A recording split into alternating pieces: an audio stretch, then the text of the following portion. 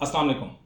इस सेशन में हम कुछ स्टॉक्स को डिस्कस करेंगे, पोर्टफोलियो इन्वेस्टमेंट को डिस्कस करेंगे, गोरा क्या कर रहा है, फॉरनर्स क्या कर रहे हैं। गोरा हम देसी ज़बान में कह लेते हैं तो बहुत सारे लोग माइंड कर लेते हैं, तो छोटी मोटी चीज़ों को आप बाईपास कर लिया करें। अच्छा, पोर्टफोलियो इन्वेस्टमेंट में सबसे पहले हम 6 महीने का रिकॉर्ड देखते हैं। 6 मंथ में फॉरनर्स मुसलसल जो हैं वो सेलिंग में जा रहे हैं। ये देखें, फॉरनर्स 6 मंथ से मुसलसल सेलिंग में। तो फर्स्ट टाइम मैं देख रहा हूँ, ये मैं बार बार कह रहा हूँ कि मुझे फर्स्ट टाइम ऐसा एक्सपीरियंस हो रहा है कि फॉरनर्स मुसलसल सेलिंग में हो, 6 मंथ की सेलिंग में हो और मार्केट ने आउटस्टैंडिंग परफॉर्मेंस दी हो। कभी इतनी अच्छी परफॉर्मेंस नहीं दी जितनी इस दफ़ा दी है कि फॉरनर सेलिंग कर रहे हैं और हमारे जो लोकल इंस्टीट्यूशंस हैं उन्होंने बाइंग की है। Outstanding performance, outstanding. लेकिन अब यहाँ पर फॉरनर्स को अब माहौल हो गया है कि अब फॉरनर्स को आना पड़ेगा, और फॉरनर्स अगर नहीं आते मार्केट में तो मुश्किल हो सकती है कि दोबारा रैली बने मार्केट के अंदर। अगर फॉरनर्स आते हैं, पिछले 5-7 दिन अच्छे फॉरनर्स ने लगाए थे, आए थे, बाइंग की थी, बट अगर लास्ट 3 डेज़ को हम देखें लास्ट 3 डेज़ में हम देखते हैं जी कि क्या सिचुएशन रही।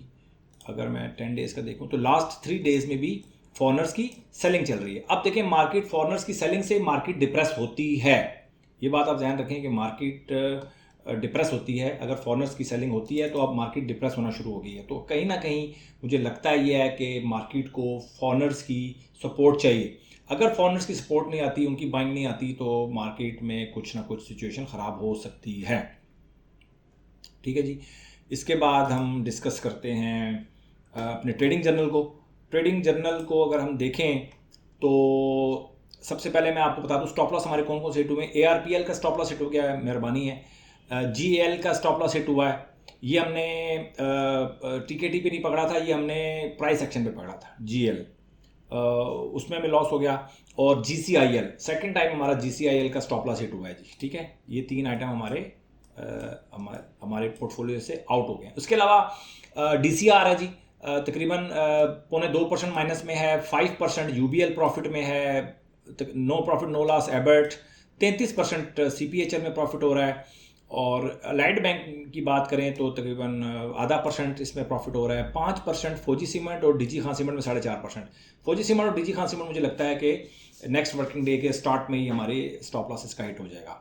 काफ़ी दिनों से स्ट्रगल कर रहे हैं, लेकिन काफ़ी दिनों से ज़िंदा रहे मेरे पोर्टफोलियो में। मुझे यकीन नहीं था कि ये इतना अरसा ये गुजार लेंगे। 0.2% एटलस होंडा माइनस में है। 3% सिक्योरिटी पेपर प्लस में है।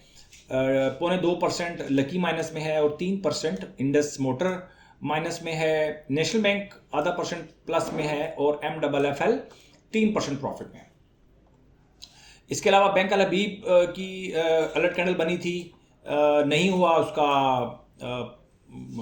बाइंग ट्रिगर नहीं हुई। अस्करी बैंक की बाइंग ट्रिगर नहीं हुई। ई फर्टिलाइजर की बाइंग ट्रिगर नहीं हुई। और AGL को हम इंतज़ार कर रहे हैं कि कहाँ पर दोबारा वापस आए तो हम इसको बाय करें। अच्छा जी, ये हो गई जी हमारी ट्रेडिंग जर्नल। उसके बाद मैं डिस्कस करना चाहता हूँ कुछ स्टॉक्स। अच्छा जी, स्टॉक्स में अगर हम बात करें तो साजगार ने बहुत अच्छी सपोर्ट ली है जी। 200 की मूविंग एवरेज से सपोर्ट ले ली है इसने। अलर्ट कैंडल बन गई है इसकी। और इसका जो रेट है वो है 1170 से ऊपर जाएगा तो हम बाइंग करेंगे, अदरवाइज वेट करेंगे इसकी मेच्योरिटी का। 1170 क्रॉस होगा तभी हम बाय करेंगे। हो सकता है कि मंडे को बाय हो जाए, नेक्स्ट वर्किंग डे को बाय हो जाए, लेकिन इसकी परफॉर्मेंस बहुत अच्छी है। इसके साथ साथ इसकी परफॉर्मेंस के साथ इसके साथ ही बिल्कुल सेम परफॉर्मेंस है पावर सीमेंट की। पावर सीमेंट ने भी कुछ ऐसा ही परफॉर्म किया है कि लास्ट इसने 45 की मूविंग एवरेज पे इसने सपोर्ट ली है। ये देखें जी, 45 की मूविंग है, उसने 200 की मूविंग एवरेज पे सपोर्ट ली थी, इसने पावर ने 45, यानी पावर ज़्यादा टेक्निकली स्ट्रॉन्ग है। 45 की मूविंग एवरेज से इसने सपोर्ट ली। 4 दिन 5 दिन इसके भी बड़े अच्छे लगे, जैसे साजगार के 3 दिन अच्छे लगे। और इसकी भी अलर्ट कैंडल बन गई है। पावर उसकी साजगार की भी अलर्ट कैंडल बनी है। लेकिन अगर आपके पास 60-70% स्टॉक्स हैं जो D कैटेगरी में, तो डेफिनेटली आप हैवी लॉसेस के अंदर हैं। जब आप हैवी लॉस में होते हैं, कैश इन हैंड नहीं होता आपके हाथ में, तो फिर आप इस तरह के हालात में जब अलर्ट कैंडल्स बनती है तो आप बाय नहीं कर सकते किसी भी सूरत में। ज़रूरी बात है कि आपके पास गुंजाइश नहीं होती। तो जब गुंजाइश नहीं होती तो फिर आप पूरी तरीके से किसी भी स्ट्रेटजी के ऊपर अमल नहीं कर सकते। आप ऑलरेडी बेसिकली आउट हैं, स्ट्रेटजी से आउट हैं, तभी आपके पास स्टॉक्स हैं डी डी कैटेगरी के। अगर आप किसी भी अच्छी अगर आप कैटेगरी में उसमें चल रहे हैं, स्ट्रेटजी में चल रहे हैं, तो आपके पास डी सेगमेंट के या डी कैटेगरी के स्टॉक्स नहीं होने चाहिए। और अगर आप लॉन्ग टर्म इन्वेस्टमेंट कर रहे हैं फिर तो चले कोई इतना बड़ा इशू नहीं, वो तो लॉन्ग टर्म इन्वेस्टमेंट जो है जिसको मैं अनलिमिटेड लॉस वाली इन्वेस्टमेंट कहता हूँ, उसका तो क्राइटेरिया ही डिफरेंट है। इसके साथ उसको मैच ना करें। अगर उसके साथ आप मैच करेंगे भाई तो मिक्स एंड मैच नहीं करना, बड़े मसले मसाइल हो जाते हैं, लोग समझते नहीं हैं। और मार्केट जब गिर रही है आजकल तो मैं कैमरे के सामने आता हूँ तो ऐसा लगता है कि जैसे ना मैं किसी रिंग में दाखिल हो रहा हूँ। बहुत सारी बातें जो मैं नहीं टाइम की शॉर्टेज की वजह से लोगों को कन्वे नहीं कर पाता, उस वजह से लोग कंफ्यूज होते हैं। तो मैं बार बार कह रहा हूँ कि जो अगर आप स्टॉप लॉस के साथ काम करते हैं फिर तो मेरी वीडियोस आपके काम की हैं, और अगर स्टॉप लॉस के साथ काम नहीं करते तो आज मैंने एक वीडियो बनाई है अनलिमिटेड लॉस वाली, पहली मेरी एपिसोड है। उसके बाद डिफरेंट एपिसोड 10-15 एपिसोड्स कम से कम आप देखेंगे, वो तभी आपको क्लैरिटी आएगी कि इन माय ओपिनियन कि आपको अनलिमिटेड लॉस के साथ कैसे आपको मार्केट में काम करना चाहिए। वैसे तो हो सकता है साल 1.5 साल अगर आप मेरी वीडियोस देखेंगे, एक साइकिल पूरा जब तक वो पूरा नहीं होता एक साइकिल, तो उस वक्त तक आपको समझ में नहीं आएगी कि अनलिमिटेड लॉस के साथ कैसे काम करना आपने। ठीक है, एक साइकिल मुकम्मल होना बहुत ज़रूरी होता है, और लोग नहीं समझते इस बात को। 2-4 दिन 15 दिन की मार्केट को हतमी मार्केट समझ लेते हैं कि बस मार्केट ने ऐसे ही हमेशा बिहेव करना है। मार्केट ने हर 15 दिन के बाद अपना बिहेवियर चेंज करना है। आपको अपना बिहेवियर को डिसाइड करना है कि आपका क्या बिहेवियर होना चाहिए stock market towards stock market. वो बिहेवियर में चेंज नहीं आना, स्टॉक मार्केट का बिहेवियर चेंज होता रहेगा। हम क्या करते हैं, स्टॉक मार्केट के बिहेवियर के साथ अपना बिहेवियर चेंज करते रहते हैं, जिसकी वजह से सारी ज़िंदगी जो है वो मसले मसाइल हमारे साथ हम उसको कैरी करते हैं। ठीक है जी। इसके बाद सिनर्जी है, सिनर्जी बहुत अच्छा परफॉर्म कर रहा है, 45 की मूविंग एवरेज से ऊपर है, बट 2 दिन से ये भी प्रेशर में है। लेकिन अगर आप इसको बाय करना चाहते हैं तो 8 रुपये 15 पैसे से ऊपर सिनर्जी को हम बाय करेंगे, इससे पहले हम बाय नहीं करेंगे।